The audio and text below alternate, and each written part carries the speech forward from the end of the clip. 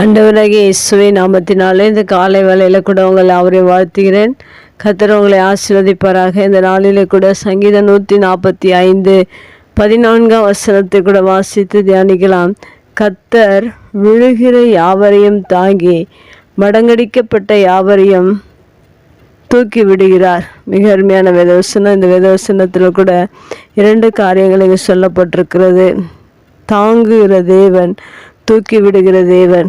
அநேக நேரங்களில் மனிதர்கள் யாரும் தாங்குவதற்கு இல்லை என்று மிகவும் வருத்தத்தோடு வாழ்ந்து கொண்டிருக்கிறார்கள். அநேக மனிதர்கள் அநேக காரியங்களில் விழுந்து விடுகிறார்கள். பாவங்கள், சாபங்கள், வியாதிகள், போராட்டங்கள், பிரச்சனை, இந்த காரியங்களில் விழுந்து விடுகிறார்கள். அப்படிப்பட்ட மனிதர்கள் இந்த உலகத்தில் தள்ளப்படுகிறவர்களாக இருக்கிறார். ஆனால் தேவன் ஒவ்வொரு மனிதனை எப்படிப்பட்ட காரியங்கள், சூழ்நிலைகளில் வாழ்ந்து கொண்டிருந்தாலும் நம்மை தள்ளாதபடிக்கு விழுகிற யாவரையும் தேவன் தாங்குகிறவராக இருக்கிறார். ஆனால் மனிதர்கள் தாங்குவது இல்லை. ஆனால் தேவன் ஒவ்வொரு மனிதனை எப்படிப்பட்ட சூழ்நிலை அவர் தாங்கி, அடுத்ததாக சொல்லப்பட்டிருக்கிறது, மடங்கடிக்கப்பட்ட யாவரையும் தூக்கி விடுகிறார் என்று சொல்லப்பட்டிருக்கிற வாழ்க்கையில் சோர்ந்து போயிருக்கிற, மனவேதனையில் இருக்கிற ஒவ்வொருவரும் அநேக துன்பங்களின் நிமித்தமாக மடங்கடிக்கப்பட்ட சூழ்நிலை வாழ்ந்து கொண்டிருக்கிறார்கள். அப்படிப்பட்ட மனிதர்களை இந்த உலகத்தில் இருக்கிற ஒவ்வொருவரும் வெறுத்து அவர்களை தள்ளிவிடுவார்கள். ஆனால் கர்த்தர் அப்படிப்பட்ட மனிதர்களை தூக்கி விடுகிற தேவனாக இருக்கிறார். இந்த 2 காரியங்களும் மனிதர்களால் செய்ய முடியாத காரியத்தை தேவன் நம்மோடு கூட இருந்து நாம் எப்படிப்பட்ட சூழ்நிலையில் வாழ்ந்தாலும் தேவன் ஒவ்வொரு மனிதனையும் தாங்குகிறவராக, தூக்கி விடுகிறவராக இருக்கிறார். ஒரு வேளை இப்படிப்பட்ட சூழ்நிலை வாழ்ந்து கொண்டிருப்பீர்கள் என்றால், என்னை தாங்குவதற்கு யாரும் இல்லை, என்னை தூக்கி விடுவதற்கு யாருமில்லை என்று சோர்ந்து போயிருக்கிற ஒவ்வொருவருக்கும் தேவன் இந்த புதிய நாளில் இந்த வார்த்தையின் மூலமாக நம்மோடு கூட பேசுகிறவராக இருக்கிறார்.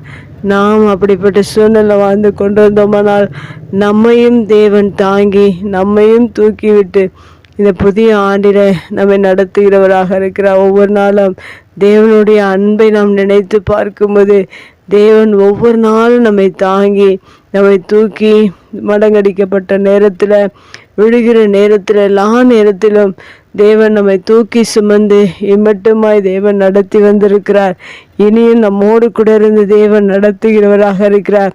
அதனால் எந்த சூழ்நிலைகள் வந்தாலும் நாம் சோர்ந்து போகாதபடிக்கு தேவன் நம்மோடு இருக்கிறார், நம்மை தாங்குகிறார், நம்மை தூக்கி விடுகிறார் என்ற ஒரு உணர்வோடு கூட நாம் வாழ்வோம் என்றால் மெய்யாகவே நாம் எந்த நிலையில் இருந்தாலும் நம்மை நேசித்து, நம்மை அரவணைத்து, நம்மை தாங்கி, நம்மை தூக்கி எடுத்து தோளின் மேல் சுமந்து நம்முடைய கரம் பிடித்து நம்மை நடத்துகிற தேவனை ஒருபோதும் மறவாதபடிக்கு உங்கள் வாழ்க்கையில் ஒவ்வொரு நாளும் அவரை நினைத்து, அவரை ஆராதித்து, அவரை மாத்திரம் நீங்கள் பற்றி கொள்ளுங்கள்.